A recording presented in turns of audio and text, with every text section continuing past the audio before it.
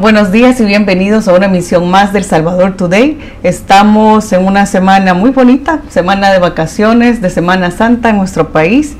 Un tiempo para disfrutar en familia, para compartir también con amigos en la playa o donde sea que a usted le guste disfrutarlo. Este día hablamos sobre la relación estratégica de El Salvador y Estados Unidos, un tema que ha estado en boga estos últimos días acá, por la visita que el presidente Bukele recientemente hizo a Estados Unidos con el presidente Donald Trump. Para esto, pues nos acompaña el analista político Mauricio Rodríguez. Bienvenido, Mauricio. Muy buenos días, Judith. La verdad que complacido por esta invitación, sobre todo en este día miércoles santo, donde estamos prácticamente celebrando y conmemorando pues ese acontecimiento tan importante para la clase cristiana del país. Y no nos habían dicho que este día era día de uniforme azul. Venimos iguales. Pero si nos ponemos de acuerdo no funciona, pero venimos iguales. Pero aquí estamos a la orden siempre para tratar estos temas de tanta importancia para la población. Ok, y ya tiene listo su traje para las vacaciones. Bueno, yo admiro que la gente va a la playa, particularmente en familia. Sí tenemos por lógica no participar en estos días. Hay otras cosas que... Demasiadas personas, ¿no? Demasiada afluencia. Sí, digamos los niveles de siniestrabilidad se elevan, entonces uno anda bien, pero hay otros que no andan bien, y entonces lo mejor es evitar, ¿verdad? Entonces nosotros podemos ir a la playa o antes o después. En esta ocasión creo que va a ser después. Ok, bueno, lo importante es disfrutar, no importa el momento. Como decíamos, Mauricio, hablamos sobre la relación estratégica de El Salvador y Estados Unidos. Siempre hemos tenido relaciones diplomáticas con Estados Unidos desde siempre. Y quisiera que nos hablara o que nos dé su punto de vista sobre la reciente visita, más bien, que ha hecho el presidente Bukele con su homólogo en Estados Unidos. Bueno, hay que analizar un antes y un después.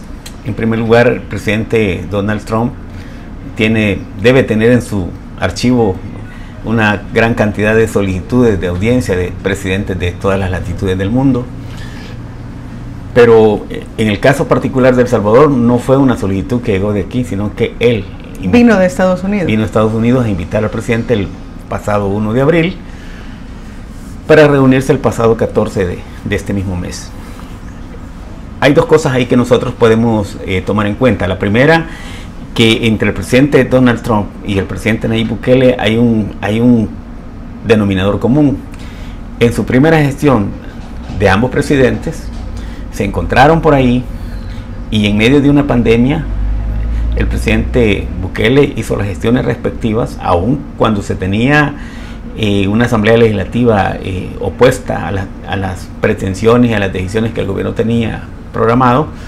Sin embargo, fue el presidente Donald Trump el que acogió a El Salvador en la persona del presidente Bukele y nos apoyó con los ventiladores, todo lo que en el tiempo de pandemia. En el tiempo de pandemia. 2019. Por supuesto que el camino para llegar a un segundo mandato para los dos fue tortuoso. Por un lado, el presidente Nayib Bukele tenía pues todo el aparataje, la Corte Suprema, la Asamblea Legislativa, pero también tenía un grupo de opositores que también criticaban y denunciaban a nivel internacional de que era una elección inconstitucional, cosa que fue desmentida con todos los argumentos que los abogados presentaron.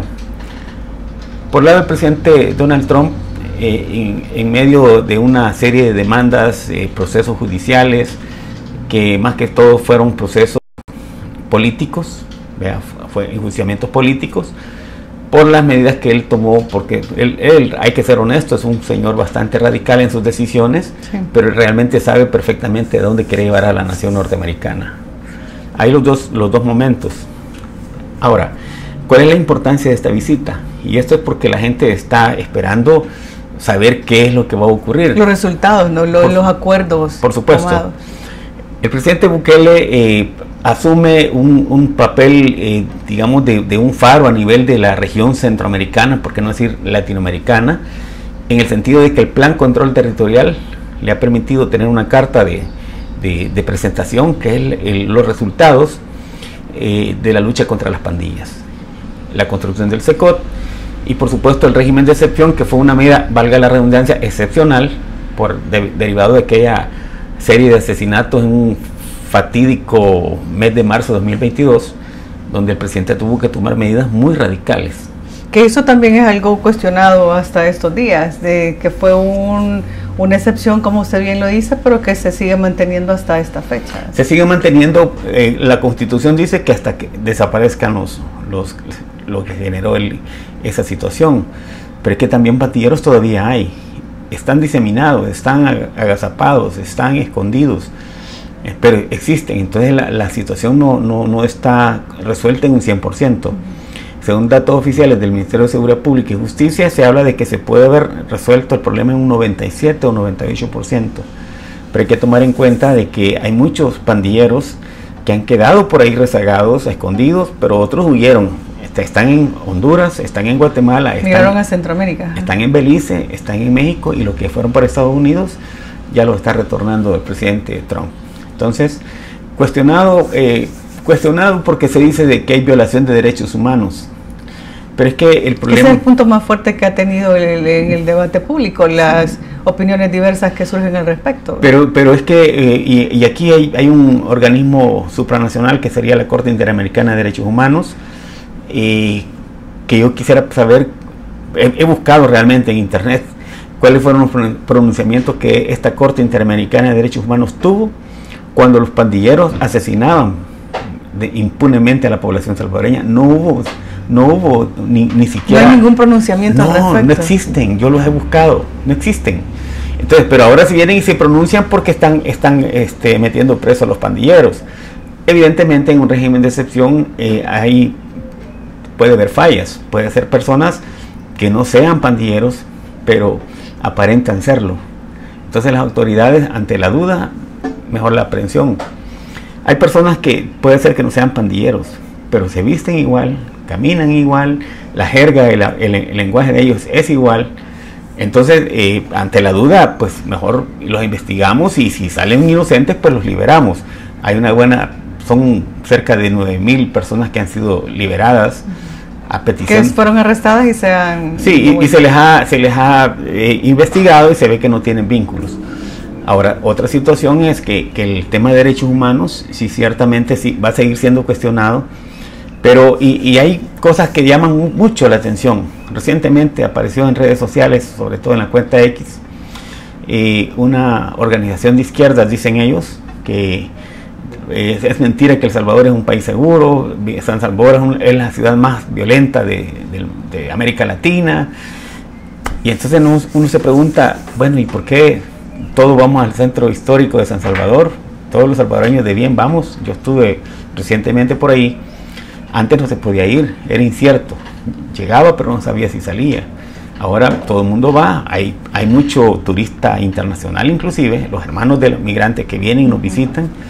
Entonces yo me pregunto, ¿peligroso para quién es El Salvador? Es peligroso para los que deben algo con la justicia salvadoreña, para los delincuentes.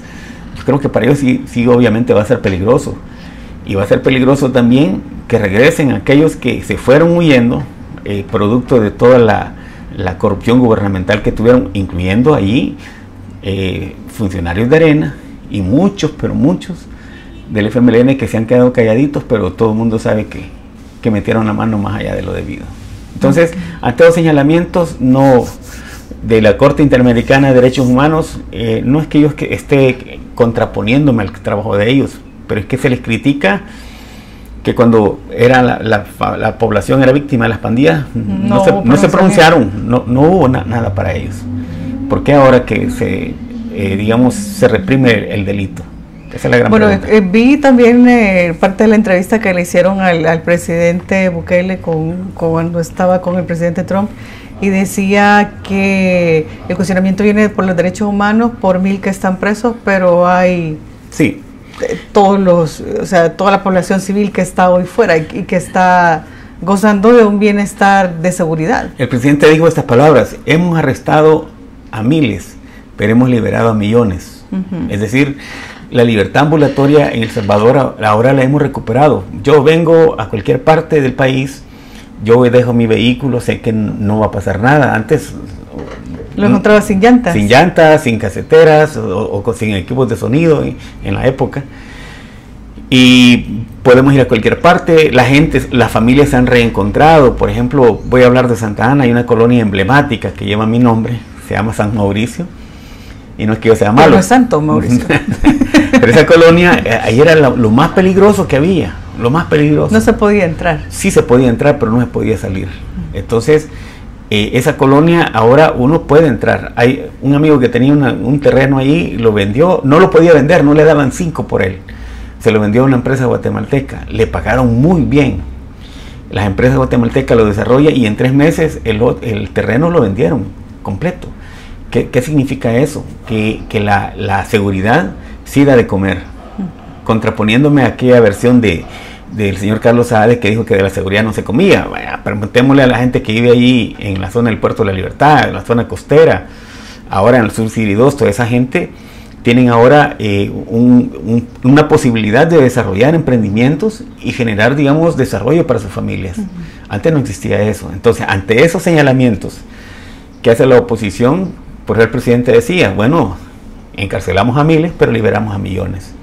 Es la libertad ambulatoria que se ha recuperado en El Salvador. Y en materia de esa reunión estratégica con el presidente Trump, ¿cómo mira usted? O sea, porque está siempre por medio las críticas a lo que se hace, ¿no?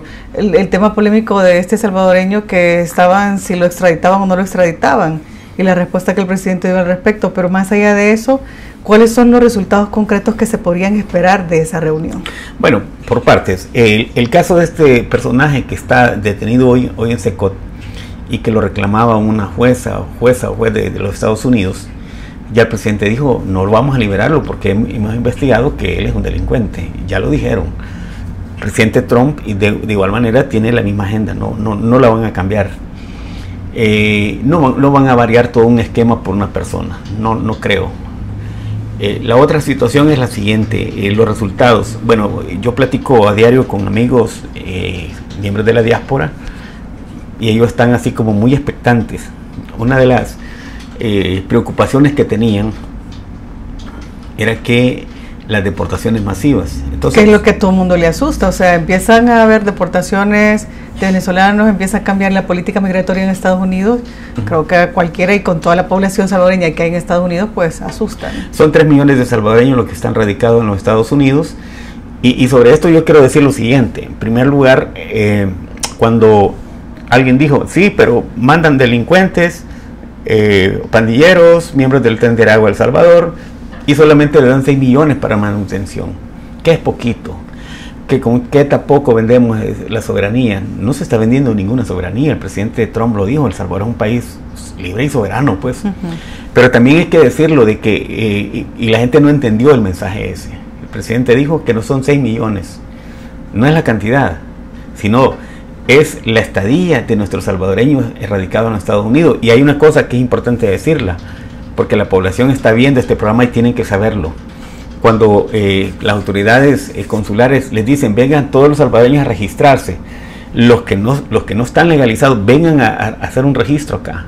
¿Por qué razón? Porque con la población salvadoreña hay un trato especial y preferencial. ¿Quiénes no van a llegar a registrarse? Los que hayan cometido delitos federales o que vayan huyendo por delitos suscitados en El Salvador. Entonces, les han pedido que todos vayan a registrarse porque el presidente Trump no tiene, digamos, las pretensiones de hacer una especie de deportación masiva de los salvadoreños radicados allá, porque estamos conscientes de que 6 millones de dólares no se comparan en modo alguno a 10.000 millones de dólares que los 3 millones de salvadoreños mandan cada año. Bien, claro. Pero en este sentido, ¿de qué piensa usted? Porque solo el hecho de haber entrado ilegal a Estados Unidos los convierte en han cometido un delito. Precisamente, y entiendo yo de que los consulados están haciendo este tipo de registro. No sabemos a ciencia cierta si se habló de una especie de amnistía para este tipo de personas, pero recordemos de que el presidente Trump dijo que no se va a perseguir al salvadoreño, al buen vecino, dijo esas palabras. Sí, al que ha cometido delito, obviamente lo van a capturar, lo van a procesar y se lo van a enviar al presidente Bukele ahí para que lo guarde en el Secot. Eso está claro, ¿verdad? Okay. Porque existe también la cantidad de personas salvadoreñas y de otras nacionalidades seguramente que viven en Estados Unidos desde hace más de 30 años y que nunca han cambiado su estatus legal. O sea, nunca han tenido, por miedo, por las razones que sean, la capacidad de acercarse a un consulado y ponerse en regla como corresponde. Pero hoy tienen la oportunidad de hacerlo. Es más, El Salvador hoy día, como parte de los resultados de esta reunión, es uno de los 20 países del Global Entry, o sea, es decir, un país que tiene beneficios adicionales para poder visitar la nación norteamericana. Y hay un elemento adicional que no se ha hecho público, pero yo lo comento, que ya no estoy autorizado a hacerlo, pero lo voy a decir. Hoy en el mes de mayo va un contingente de salvadoreños profesionales y un sector de obreros que van a trabajar a las farmers, o sea, a las granjas norteamericanas, y otro grupo va para Canadá. Entonces, quiere decir de que las puertas están abiertas para el salvadoreño trabajador, no el delincuente, porque el delincuente, pues ni Dios lo quiere, digo yo, porque hay un delincuente que va a llegar a una colonia, desde el momento que llega ya es mal visto por la gente, no digamos llegar a un país que no es nuestro país. Eso es como una de lo que se podría esperar de esta reunión, Mauricio. Sí. ¿Qué más podríamos como salvadoreños decir que el presidente Bukele ha llegado para hacer negociaciones con Estados Unidos, de los cuales podríamos tener buenos resultados? Hay situaciones que van mucho más allá de los resultados en favor de la población la salvadoreña radicada en Estados Unidos. El otro tema que está relacionado con el tema de los aranceles, y eso es bien importante tomarlo en cuenta. El tema de los aranceles, decían, bueno, pero si El Salvador es un socio estratégico, ¿por qué le puso aranceles? Es que le puso a todos, pero nosotros nos puso la tasa más baja. Y aparte de ello, ¿qué es lo que nosotros exportamos a Estados Unidos? Lo que mandamos es una cantidad mínima, casi productos nostálgicos. Productos nostálgicos. 1, 2. Eso, a la larga, eso se convierte en un beneficio para El Salvador, porque hay países que lo que van a hacer es mejor buscar a El Salvador para poder hacer sus inversiones. Hacer la vía el tránsito de los productos tendría que obligadamente pasar por acá. Exactamente, y eso ¿qué generaría? Incremento de nuestro Producto Interno Bruto. Esa es la jugada. Ahora, el presidente Donald Trump es bastante fuerte, digo, hasta incendiario, pero también hay una cosa que no la estamos viendo. Y creo que no la está, bueno, ni siquiera los economistas que he visto, he escuchado que lo digan, pero él está moviendo todo el mercado mundial en este momento. Hay una guerra comercial, pero esa guerra comercial, si nosotros ya nos dimos cuenta, va a permitir en el mediano plazo que los precios, es que en economía por alguna razón todas las cosas suben, nunca bajan. Sí. Entonces en el corto plazo todos los productos en vez de subir van a bajar.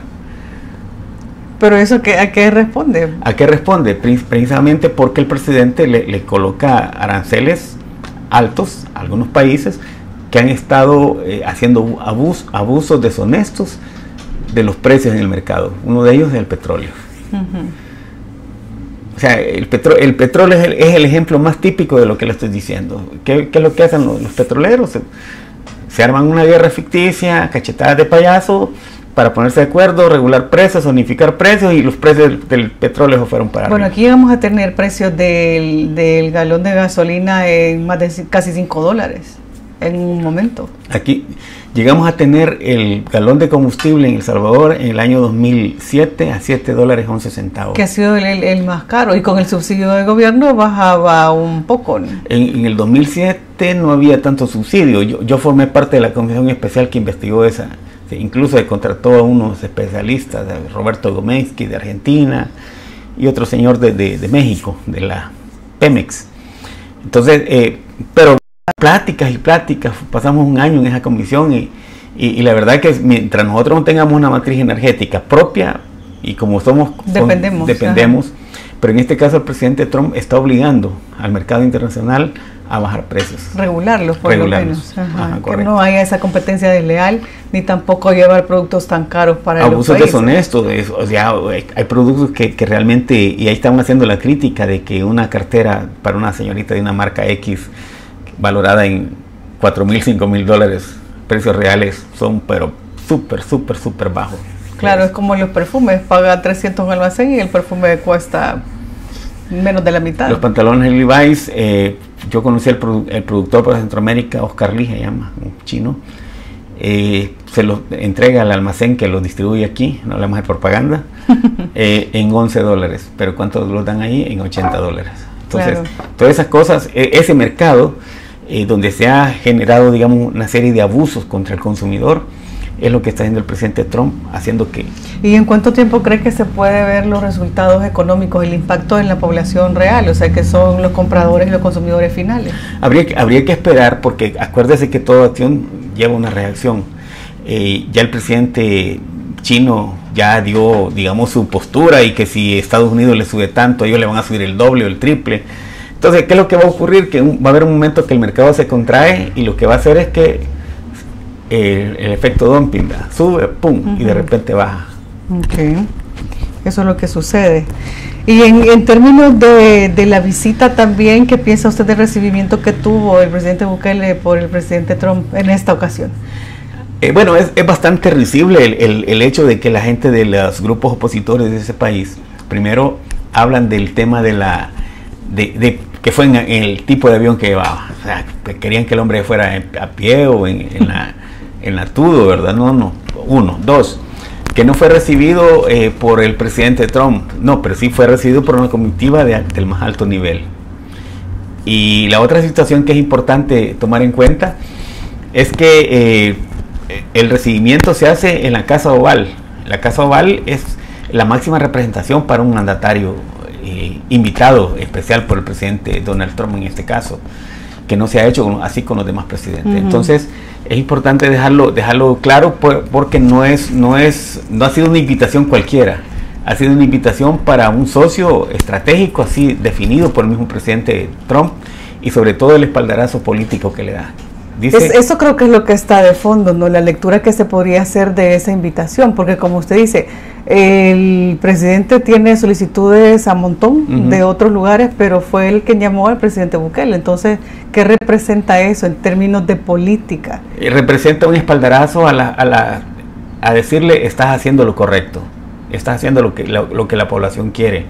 Porque el presidente Bukele lo que hace es una lectura precisa de los principales fenómenos que el país tiene. En este caso, la primera lectura fue el tema de la seguridad, la medicina amarga que él mencionó en su primera gestión. Luego, el milagro económico, ¿cómo lo vamos a lograr? Bueno, paso a paso, hay que hacer estas y estas jugadas, y las ha venido haciendo sistemáticamente. Entonces, el presidente Trump le da el espaldarazo y dice: los salvadoreños tienen un presidente de lujo. Esas son las palabras que el presidente Trump dice. Es un espaldarazo político, o sea, es un visto bueno a la gestión que él está realizando.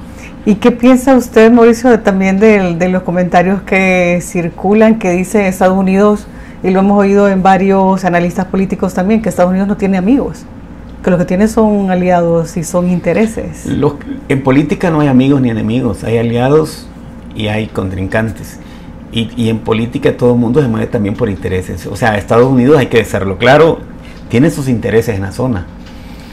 Pero digamos, el punto y aparte que esto tiene es que con el presidente Bukele, aparte de que tienen una comunicación política, hay un lenguaje diplomático, pero también hay una amistad. Y eso diferencia al resto de las relaciones de la política exterior que Estados Unidos tiene con el resto de países. ¿Y qué intereses son los que mueven a Estados Unidos para El Salvador?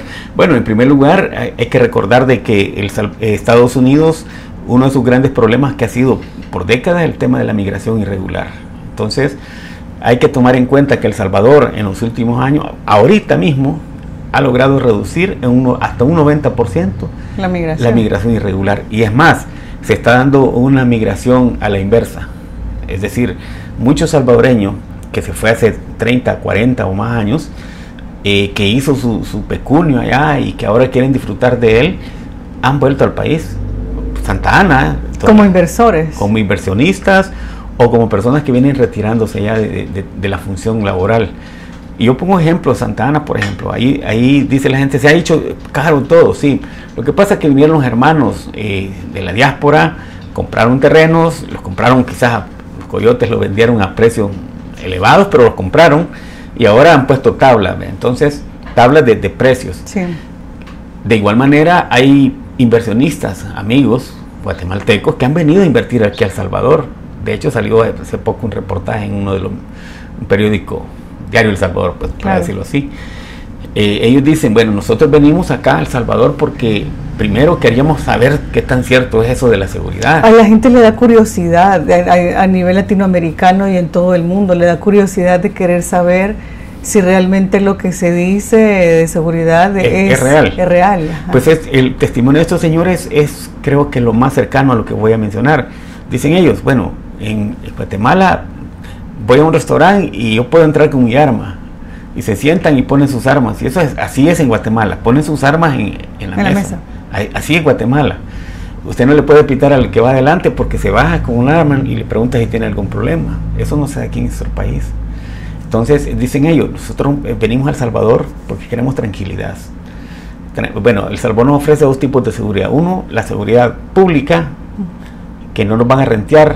La seguridad jurídica, que no nos van a cambiar las reglas del juego en nuestras inversiones. Entonces viene esta gente y dice, bueno, hoy queremos hasta nacionalizarnos.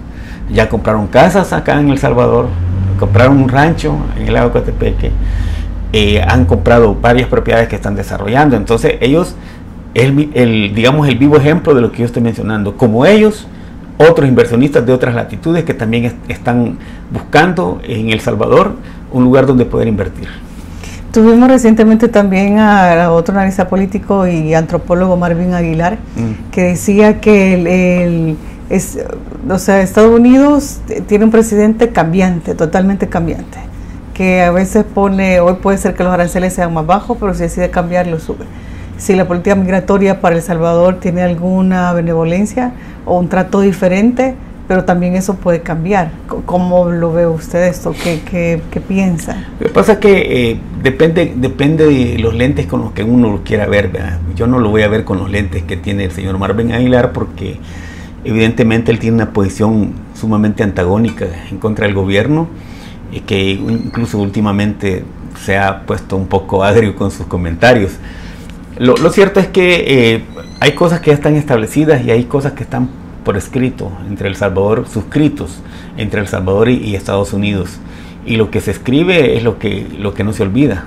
Cualquier presidente podrá tener su estilo de gobierno, que es de gobernar, que él es bastante explosivo, es bastante contundente con sus cosas, pero también él sabe reconocer a los aliados. En este caso El Salvador es un valladar, es decir, solo veamos este ejemplo que voy a poner. El único país en América Latina que ha puesto un muro en aguas internacionales es El Salvador. Sí. Si no veamos las cantidades de droga que han sido incautadas últimamente, que eso llama enemigos para El Salvador, porque el narcotraficante internacional debe tener ahorita listado al presidente Bukele o alguna cosa de El Salvador, pero deben de saber de que aquí no es, pueden pasar por otro lado. Y quizás llegue la droga a los Estados Unidos o ya no tengan espacio, pero aquí no es. Pueden buscar otro espacio. Okay. Me decía de que los intereses de Estados Unidos, uno puede estar puesto en la política migratoria para regularizarla. ¿Qué otro interés podría tener? ¿El SECOT sería uno de ellos? El SECOT, digamos que es un puntito, un granito de arena en una playa grande. Pero siempre y cuando el SECOT sirve, no por ser el SECOT, sino por ser el ejemplo que el presidente Bukele ha puesto y que el presidente Donald Trump está pidiendo que copien ese modelo, que lo copien. Ese es el interés fundamental de Estados Unidos. Sí, que tenga que se replique. Que cada país tenga su propio SECOT, para decirlo de esa manera, porque el SECOT nuestro va a un día que va a colapsar, pero que cada país tenga su propio SECOT y que cada país sea de veras contundente con el ataque frontal a la delincuencia armada. El caso particular de México. México se ha puesto un poco temeroso, precisamente porque México, todos los presidentes que han llegado ahí a México tienen los pies hinchados, tienen pies de barro. ¿Por qué razón? Porque son financiados por el narcotráfico, por los diferentes cárteles, y todos no pueden actuar en contra de ellos porque son sus socios, son sus financistas. Entonces ahí un poco la controversia que se ha dado con el presidente Bukele y la presidenta Sheinbaum. Claro. Mauricio, ¿qué piensa usted también del cambio en el presidente Donald Trump cuando tuvo su primera gestión? Que hay una frase famosa también que llamó a El Salvador, ¿verdad? un hoyo de M. Sí, no lo vamos, sí. No lo vamos a repetir, pero llamó a El Salvador de esa manera. ¿Y qué ha hecho que ahora haya un cambio entre esa forma de pensar de su primer gobierno y lo que tenemos ahora? Es bien sencillo, es que en aquel momento hay que recordar de que El Salvador en ese momento era el país más violento de todo el mundo. Aún con la llegada del presidente Bukele, todavía el año 2019 el número de asesinatos era enorme. 2020, 2021 empezó a bajar. Entonces el presidente Donald Trump consideró así a El Salvador, tomando en cuenta que los planes de seguridad, si le queremos llamar así, de los gobiernos anteriores, realmente no desarrollaron, no fructificaron en favor de la población. Solo hay que recordar que en primer lugar las masacres que se dieron, aquel microbús con la gente adentro, yo me imagino la agonía de esas personas. Un video que yo solo una vez lo vi. Con lujo de barbarie, ¿no? Vi las imágenes que realmente nunca más quise ver ese video de los jóvenes que fueron secuestrados en un pico, que andaban trabajando y los manchetearon todos. O sea, son cosas que la población no debe de olvidar. Entonces, precisamente por eso era catalogado de esa manera tan fuerte por el presidente Donald Trump. Evidentemente eso ha cambiado. ¿Por qué ha cambiado? Porque el presidente Bukele implementó su plan su política de seguridad, que ha sido efectiva, y precisamente por eso incluso en ese momento el senador Marcos Rubio tenía una actitud diferente con El Salvador, un lenguaje diferente, pero cuando él vino y conoció cómo funcionaba el sistema judicial, el sistema penitenciario, el SECOT, cómo se aplicaba el régimen de excepción, el plan control territorial, que no solamente represión, también va a una parte de prevención. Entonces cuando se dieron cuenta cómo funciona, entonces el discurso de ellos cambió, tanto así que Marcos Rubio, que ahora es secretario de Estado, fue uno de los promotores del caucus para El Salvador. Que el caucus fue como nuestra voz dentro del Congreso y el Senado norteamericano. Esa es la diferencia que existe, y por eso el trato cambia. Sí, evidentemente, porque ya El Salvador ya no representa un problema para los Estados Unidos en términos migratorios. Precisamente porque la mayor parte de la población que se iba, hay que decirlo con todo respeto, hay gente campesina, gente honesta que fue a trabajar, conozco gente muy humilde, muy buenos trabajadores.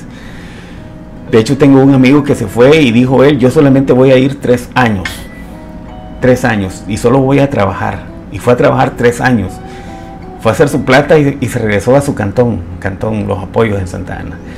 Vino a construir su granja de conejos, tenía su cosa de producción de tilapia, su ganado, producción de granos básicos, un camión para transporte. Eso fue a hacer allá, 3 años. Pero pregúnteme si fui a un teatro, nunca fui a nada de eso, fui a trabajar, dice. Como él, muchos. Entonces, es el cambio de mentalidad que Estados Unidos tiene con respecto a El Salvador, radica principalmente en eso, que El Salvador ha cambiado, digamos, internamente por el tema de seguridad, y evidentemente el tema de seguridad ya no hace que la gente se quiera ir a los Estados Unidos. Si hoy los traficantes de personas andan preocupados, ya no tienen de qué ganar. No hay clientes. Sí. Y en el caso, Mauricio, de así como fue el tema migratorio, que se ha logrado frenar, como usted dice, pero la parte económica todavía hace falta reestructurarla y nivelarla en el país. O sea, el aspecto económico sigue siendo una preocupación para las familias salvadoreñas, de tener garantizada la educación, la comida, la salud, cuando son una familia de 4 y no digamos una familia mucho más numerosa. Lo que pasa es que en este punto el presidente pidió paciencia y se han venido dando pasos en firme, y voy a solo mencionar algunas. Cuando Guatemala nos desnudó como país, cuando tuvieron su problema político por la elección del señor Bernardo Arévalo, cuando nos cerraron la frontera, se nos acabó la comida. Entonces el presidente dijo: bueno, aquí tenemos que hacer algo. Porque dependemos mucho sobre todo de las frutas y hortalizas que vienen de Guatemala. Frutas, verduras, legumbres y hortalizas, 4 cosas. Porque hay frutas que no las producimos nosotros, sino que ellos. Están allá. Entonces dice el presidente: bueno, entonces hay que crear los agromercados. Fue una medida así, resiliente, inmediata, contundente, rápida. 1, 2. Bueno, pero hay que quitarle los aranceles por 10 años. 10 años son simbólicos. El simbolismo radica en que en 10 años, según los expertos, es cuando el país habrá logrado convertirse en el proveedor de sus propias verduras, legumbres, frutas, hortalizas, de sus propios granos básicos, como era antes. Son 10 años. El otro elemento importante es la atracción de inversiones. Gilport con 1.400 o 1.600 millones de dólares para reconstruir el puerto de Acajutla, la Unión, y eso también es atracción de inversión. El otro tema importante es las negociaciones, el hecho de tener el beneplácito del Fondo Monetario Internacional con la reciente asignación de 1.000 millones de dólares, que eso ha permitido cancelar los atrasos que se tenían con los proveedores de calzado, de uniformes, de útiles escolares, sí, los proveedores de servicios de construcción de las escuelas. Y sobre ese punto yo sí quiero referirme a algo. Dicen la gente de la oposición, es que están cerrando las escuelas. No están cerrando escuelas, señores. O sea, yo incluso he hecho el reto público que me digan el nombre de un maestro que ha sido despedido. No existen, porque no están despidiendo a nadie. Lo que están haciendo es haciendo una maximización del uso de los recursos, es decir, y esto se llama unificación, no es cierre de escuelas. Cuando yo era un niño existía en Santa Ana la Escuela Republicana Panamá, la Vilaseca, José Cecilio del Valle, varias. Esas escuelas fueron desapareciendo porque la población también fue bajando. Y ese la población estudiantil. La población estudiantil fue bajando, lo mismo ha pasado en el país. Que todavía tenemos una reducción de población estudiantil desde la pandemia, que no logra recuperarse en las universidades, en los institutos ni en las escuelas. En términos cualitativos. Pero hay otro elemento cuantitativo, es el hecho de que nosotros hablábamos anteriormente de 1,5 millones de estudiantes. Sobre eso tengo una lectura. Puede ser que ese 1,5 millones en los gobiernos del FMLN era un número fantasma. Se hablaba de eso porque había que contratar 200.000, 300.000 paquetes escolares. Puede ser que ese dinero fue desviado para otros lados.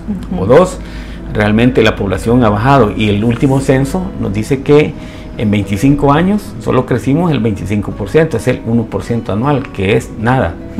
Entonces, hoy día lo que sí realmente se tiene es 1.200.000 estudiantes. Que es la población estudiantil. Población estudiantil. Entonces, ¿qué es lo que ocurre? Que las escuelas tienen que contraer. Las disposiciones del presupuesto establecen los máximos y los mínimos. Es decir, un profesor puede atender máximo 50, mínimo 28, pero eso ya no existe.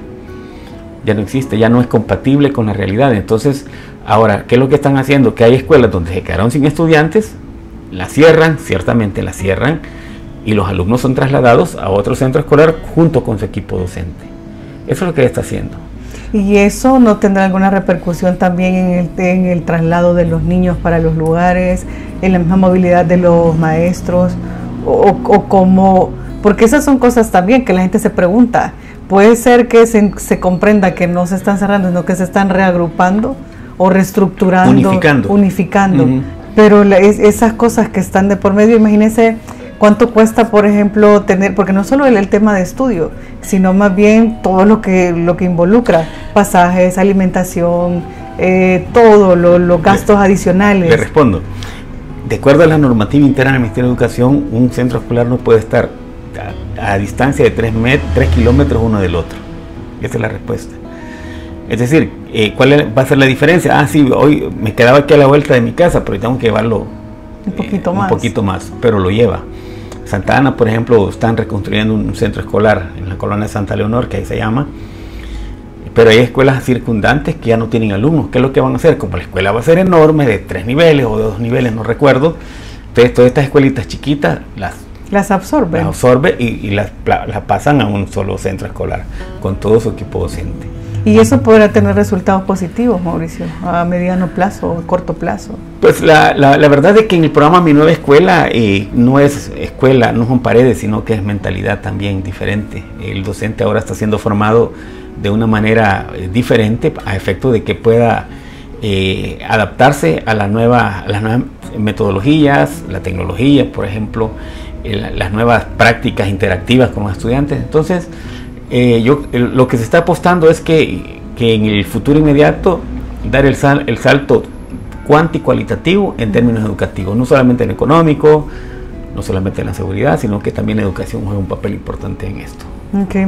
Volviendo al tema que decíamos de la parte económica, que usted quiso puntualizar lo de las escuelas, pero la parte económica también, ¿cómo se resuelve? Y sabemos que el presidente pues se ha dicho, ¿verdad?, que hay que esperar, pero comida necesitamos todos los días en la mesa. Sí, claro, la coyuntura internacional ha afectado a todos los países y nosotros no hemos sido la excepción. Sin embargo, el presidente decía, ha venido dando pasos muy certeros, la renegociación, digamos, de las deudas con los organismos multilaterales, de bajar a la mitad los intereses, eso es una ganancia para el país, por una parte. Por la otra, el hecho de que el Fondo Monetario Internacional asigne esos fondos, de lo que hablamos anteriormente, es porque El Salvador ha sido considerado buena paga, es decir, su calificación de riesgo también ha disminuido, como la calificación de riesgo para los visitantes, correcto. El otro elemento que es importante, y aunque no, yo sé que a algunos no les gusta que toque el tema, pero hay que decirlo, el tema de la minería. Es que yo escuchaba hoy en la mañana a un secretario general de un partido político decir, no, es que va a contaminar, y que dice el presidente que con eso va a salvar la economía. Es que se parece a la fábula del mono con la banana en una mano y un lingote de oro. ¿Qué va a preferir el mono? La banana, porque le va a quitar el hambre en el momento. Pero al rato tiene hambre otra vez, pero tiene un lingote de oro que no sabe él que se le va a hacer solventar siempre. Entonces, el tema de la minería, yo sigo creyendo de que es como uno de los elementos de tablas de salvación para la economía, para reestructurar nuestra economía, para salvarnos de la pobreza histórica y estructural en la que hemos vivido. Es decir, aquí han habido sectores que se han beneficiado, sectores políticos, sectores empresariales, pero la masa de la población siempre ha estado en condiciones de pobreza. Entonces, creo que el tema de la minería, amén de lo que digan, y amén de aquellas excursiones que llevan, inclusive catedráticos de la universidad llevan a la mina de San Sebastián para asustar con el petate del muerto. Yo le decía a este personaje del FMLN, por cierto, le decía, bueno, ¿y qué va a pasar si viene China, un ejemplo, China comunista, que es aliada del presidente actual, y viene y dice, me voy a llevar la tierra para China, allá la proceso, no nos interesa el oro, nos interesa los componentes de las tierras raras? ¿Qué vas a decir? Entonces vas a caer como incoherente, le digo el personaje porque es una de las alternativas que está jugando. Que se puede hacer solo la extracción de la tierra para hacer la exploración en otro país. Así hace la cementera en Metapán. Así lo hacen. Se llevan el material en bruto, lo procesan, aquí lo embolsan y aquí lo comercializan. Es la misma historia. Y en este caso, porque también una de las encuestas recientes que tenemos señala que la mayoría de la población no quiere la minería, más del 50%. Sí, más del 50%, precisamente porque ha habido una campaña de desinformación, pero también hay otros componentes. Por ejemplo, el caso de la iglesia, dijo de que iba a presentar un millón de firmas. 1.500, un millón de firmas. ¿Cuántas le llegaron? 150.000, y hay que saber si todas eran ciertas o no eran ciertas. El 15% de sus feligreses, contrastando lo que dice la encuesta, porque la encuesta hay que ver de dónde viene también, ¿verdad? Entonces, el 15% de la Iglesia Católica es la que se manifestó en contra de la minería. O sea, fue un fracaso mediático, y lo digo con respeto por los señores sacerdotes, que tengo muchos amigos también ahí, y los amigos ambientalistas también. Yo platiqué con algunos de ellos y les digo, pero entonces, ¿qué pasó ahí? ¿Fracasaron? No han fracasado, fueron 150.000 firmas, sí, pero ofrecieron 1 millón. Entonces, ¿en qué estamos? Ahora bien, el tema de la minería siempre va a ser polémico, pero yo le preguntaba a este personaje, ¿qué pasa con la minería en Nicaragua? No, es que Nicaragua es Nicaragua, no, pues siempre es El Salvador, hijo. ¿Qué pasa con la minería en Cuba, en Venezuela? Todos tienen minería, incluso el presidente Nicolás Maduro apareció en una intervención pública con un lingote de oro en la mano, que es producto, dijo, del trabajo de los mineros venezolanos. Entonces la pregunta es, y yo lo escribí en un artículo, aquí la minería, acá es malo, pero allá es bueno. Entonces, en conclusión, el tema de la minería como un catalizador de la economía en El Salvador, en este momento está siendo utilizado por algunos personajes internos pagados con fondos externos con fines puramente electoreros. Ese es el punto. Ese es su punto de vista. ¿Y qué piensa Mauricio de la situación también de, bueno, obviamente el turismo es una apuesta del gobierno, ¿verdad?, que se está abriendo espacio y ha tenido su cabida, como el desarrollo del Centro Histórico de San Salvador, como el desarrollo del Surf City en La Libertad, y ahora la implementación del Surf City 2 en la zona oriental. ¿Cómo ve usted? O sea, ¿en cuánto tiempo también se podría tener resultados? Porque llevamos ya varios años con la implementación o la reactivación de toda la zona oriental, que es una zona costera lindísima, pero ¿qué resultados podríamos tener de ahí?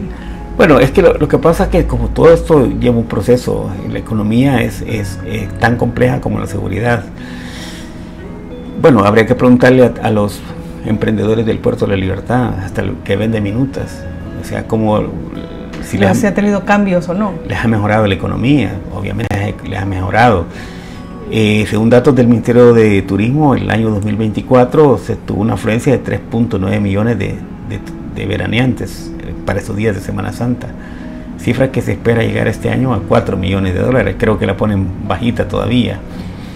Entonces, cada turista en promedio consume en promedio 100 dólares diarios. Imaginemos, veamos la cantidad de dinero que le dan al país, veamos la cantidad de dinero que de esos 100 dólares, cuántos absorben, cuántos captan los pequeños vendedores, los restaurantes, todos los negocios que están en la zona. Todo lo que está alrededor. Correcto. Entonces, por otra parte, el tema de las inmobiliarias que están desarrollando la zona también es un atractivo que también genera crecimiento económico. La población económicamente activa se incrementa y por supuesto el activo circulante también es mayor. Sí, ¿se pueden esperar buenos resultados entonces de la reactivación de la segunda parte del Surf City? Sí, yo conozco esa zona y la conocí, le voy a decir, hace unos 30 años. Yo trabajaba para un proyecto de Fundasal y allí se podía entrar solamente con 4x4. Inaccesible. Inaccesible. Entrábamos por el Cuco, agarramos el camino, que camino feo por cierto, hasta un caserío que se llama Agua Fría, que lo menciona ahí el presidente, que la escuela ha sido reconstruida en su totalidad. En aquella época no había escuela, era un ranchito. Entonces, de tener calles inaccesibles a tener esas calles de primer mundo, obviamente me imagino que en este momento muchos salvadoreños andan visitando esa zona. ¿Y qué implica que vayan a visitar la zona? Implica que van a tener necesidad de alojamiento, de servicios de alimentación, de bebida, de todo lo que fuese, de amenidades que pueden comprar en el paso. Entonces eso significa crecimiento económico en pequeño inicialmente, pero que poco a poco pueden llegar las cadenas hoteleras también a instalarse en la zona. El turismo representa un punto importante, si bien es cierto, para el desarrollo económico del país, pero ¿qué es lo que genera, lo que más, digamos, le tiene que generar ingresos a este país, además del turismo?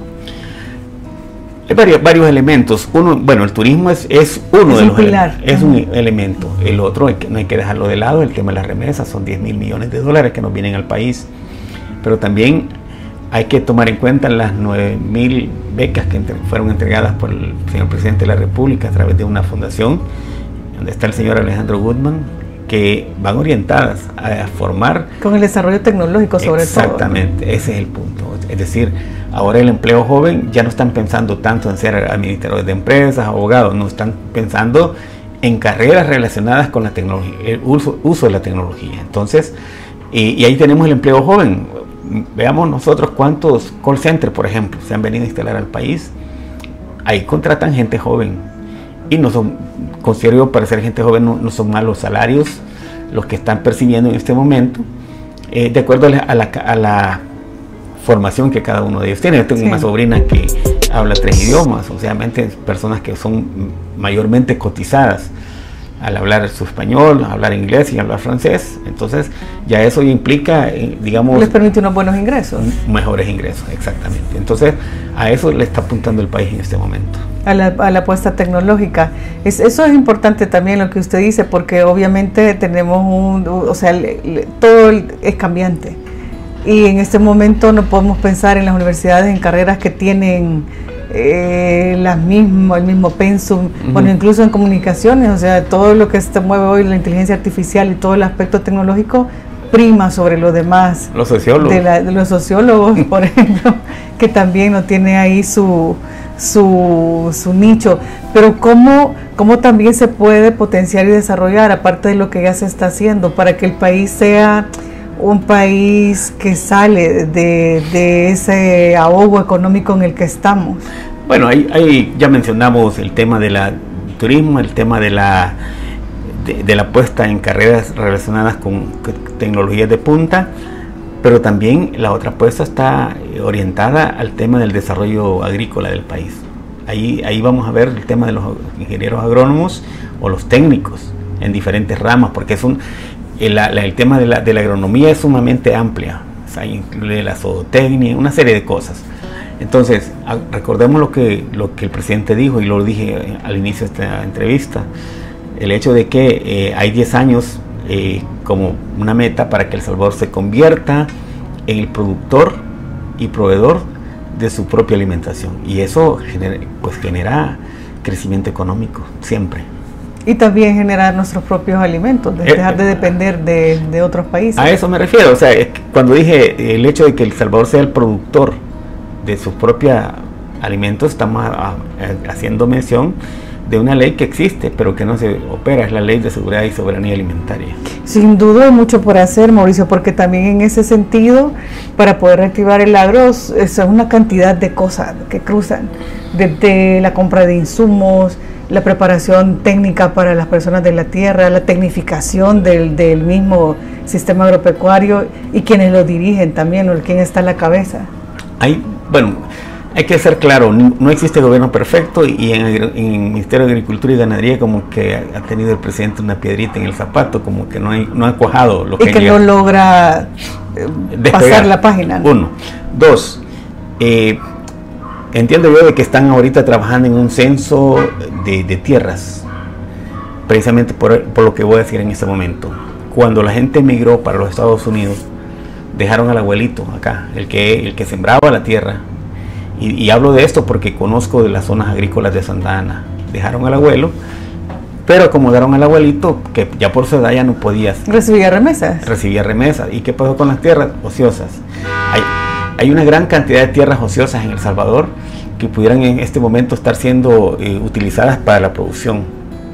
Pero ¿qué es lo que ocurre? Ahí están. ¿Qué es lo que está haciendo el gobierno? Y me imagino que por ahí va la apuesta. Al tener bien claro cuál es la cantidad de tierras ociosas en El Salvador y son propias para la producción agrícola, pues yo creo que el presidente va a tener que echar a mano de la población interna de los centros penales, no lo del SECOT, sino gente en fase del sistema penitenciario, fases de confianza, para que puedan producir la tierra, y sobre todo haciendo uso de los técnicos y los agrónomos, que son los especialistas en hacerla producir ya con tecnología de punta. Bueno, habrá que esperar los resultados de esto y ojalá que vayamos por... Muy utópico, pero así lo estoy viendo. Es parte de, pero es eso, ¿no? El punto de vista sobre lo que está ocurriendo en el país y lo que se espera, por muy utópico que parezca. Bueno, agradecemos su tiempo, Mauricio, por habernos acompañado en esta semana de vacaciones. Lo molestamos aunque sea en vacaciones, bueno, pero hoy dejamos el saco, nos venimos más relax. Pero muchas gracias a ustedes por la invitación, y sí, siempre estamos dispuestos a colaborar dando nuestros puntos de vista. Muchísimas gracias, y gracias a ustedes también por habernos acompañado en esta emisión. Les deseamos desde ya unas felices vacaciones y nos sintonizamos en una nueva emisión del Salvador Today. Feliz día.